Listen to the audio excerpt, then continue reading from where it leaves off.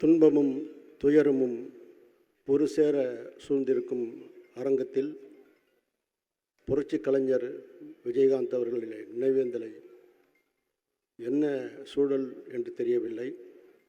இந்த இக்கட்டான ஒரு காலகட்டத்தில் அவருக்கு நினைவஞ்சலியில் புகழஞ்சலி சேர்த்துவிட்டு நின்று கொண்டிருக்கின்றேன். நானும் அவரும் பயணித்த காலம் பசுமையான காலம். என்னை கதாசிரியனாய், பாடலாசிரியனாய், வசனகர்த்தாவாக, இயக்குனராக, இசையமைப்பாக என்னை உருவாக்கியவர். கூலிக்காரன், நல்லவன், தெருப்பாடகன் என்று அழைத்து பொதுப்பாடகனாக வலம் வந்த புரட்சி கலைஞர் விஜயகாந்த் அவர்களை நினைக்கும் பொழுது சொல்லனா எண்ணங்கள் சூழ்ந்திருக்கிறது.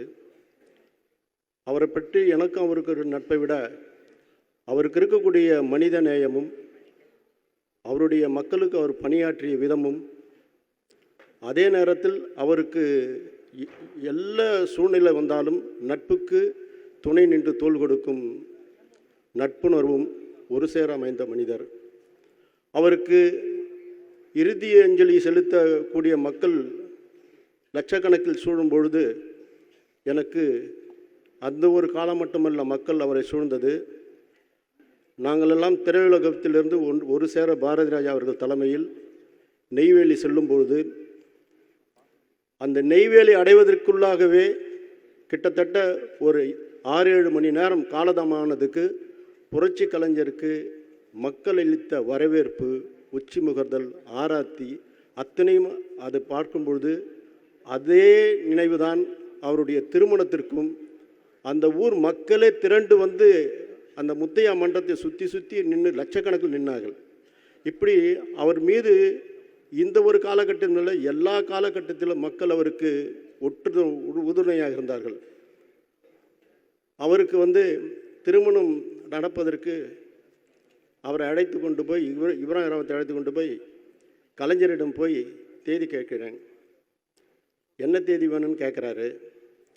புரட்சி கலைஞர் பேக்கெட்லேருந்து தேதி எடுத்து 4 தேதி சொல்கிறாரு. கலைஞர் சொல்கிறாரு, சிரிச்சிங்கண்ணே, உனக்கு என்ன தேதி பிடிக்கும்னு சொல்லியா, நான் வரேன் அப்படின்னாரு. அவர் ஒரு தேதி சொன்னார். அந்த வாழ்த்தி அவருக்கு எல்லா சிறப்புகளையும் செய்தவர். அதற்கு நன்றிக்கடனாக கலைஞருக்கு 50வது பொன்விழா ஆண்டில் அவர் தங்கப்பேனை அளித்ததை மறக்கவே முடியாது, மறுக்கவும் முடியாது.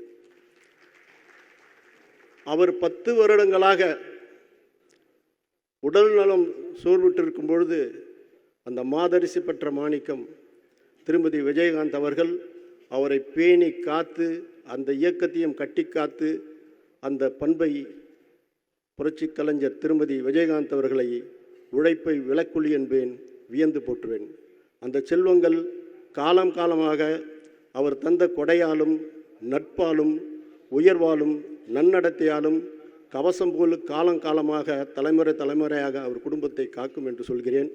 பண்ணுக்கு சுவையார், பார்வைக்கு தேனாய், கண்ணுக்கு மணியாய், கவலைக்கு மருந்தாய், அறிவு கடலாய், அஞ்சா நெஞ்சினராய், செயலாய், சிறைப்பாய், சிந்தனையாய் அவர் புகழ் வாழ்க வாழ்க வெல்க வெல்க என்று சொல்லி நிறைவு கூறுகிறேன். நன்றி, வணக்கம்.